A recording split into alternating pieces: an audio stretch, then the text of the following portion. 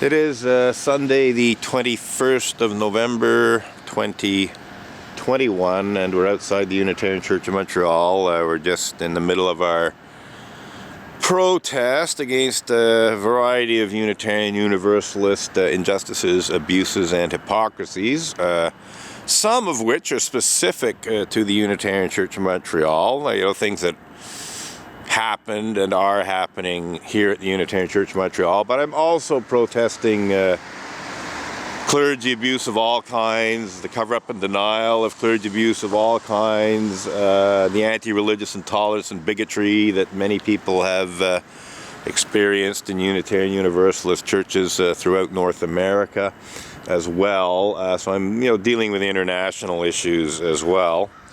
Church of the Image Tarnishing Ministers, well, that's all about how locally, certainly Reverend Ray Drennan has tarnished the image of the Unitarian Church of Montreal in more ways than one, very significantly so.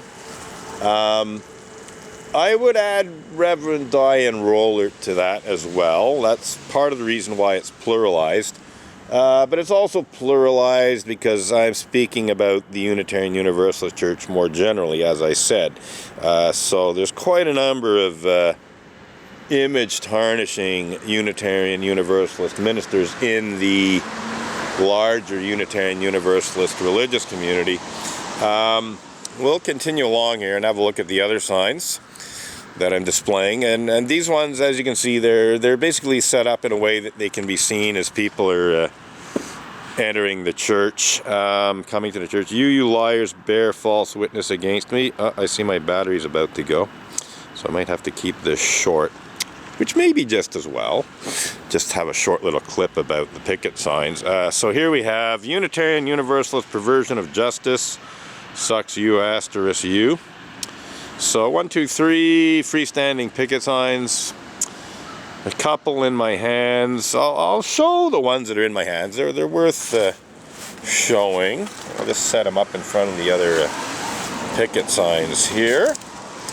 So Unitarian Universalists misuse blasphemy law to cover up and deny pedophilia and rape, which is unfortunately just one of the ways in which the Unitarian Universalist Church perverts justice. And in this case, they're essentially perverting justice to conceal sexual perversions committed by their ministers and their Sunday school teachers and prominent lay leaders.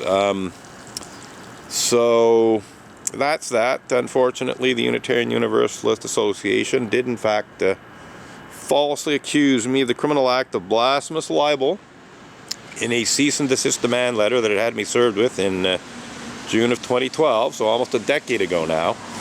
And of course they were trying to intimidate me into taking down these blog posts that told the truth about pedophilia and rape committed by Reverend Mac Wallace Mitchell and Richard Buell.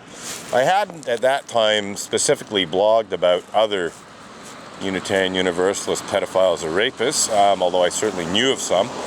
And in the meantime, I've become aware of some that I wasn't aware of at the time. And yes, the whole idea of a cease and desist demand letter is not only to intimidate you into taking down existing material, but intimidating you into not putting new stuff up. Well, that did not work out very well for the Unitarian Universalist Association. Not only did I not remove a comma from my blog posts that were already up, but a whole bunch of new ones came about as a result of that attempt to silence me. And there's more coming because they have not responsibly dealt with that. I'm demanding that they formally withdraw that false accusation of blasphemous libel. I'm demanding that they publicly apologize for that false accusation of blasphemous libel. And I'm demanding that they disclose the truth about just how many Unitarian Universalist ministers and Sunday school teachers. We can leave lay leaders out of it, but the institution is certainly responsible for oversight of its ministers and Sunday school teachers, less responsible for, you know, ordinary lay people who commit sex crimes of various kinds. But when a minister commits a sex crime, you know, when a Sunday school teacher commits a sex crime, that is something that the church has to deal with. And unfortunately, they've tried to cover it up and deny it, even after people have been charged, tried, and convicted and sentenced to jail terms, and spent time in prison. You know, like, even after that, they still try to hide cases, you know, those cases, you know, where people actually went to jail. So, good morning. So, good morning. So it is someone attending the church. Thought it might be. They sometimes do say good morning, acknowledging my presence, but nevertheless don't respond appropriately to the protest itself. What do we got here? Somebody in a yellow vest looking at me. Police officer, perhaps? No, and it's not looking at me. They got their back to me. That's and it's not a yellow vest. It's a backpack. But they were stopped, and I thought perhaps a bike cop was having a look at the protest, but that's not the case. Anyway, the battery is not in good shape, so we're going to end this clip now and put in a fresh battery and start a fresh clip.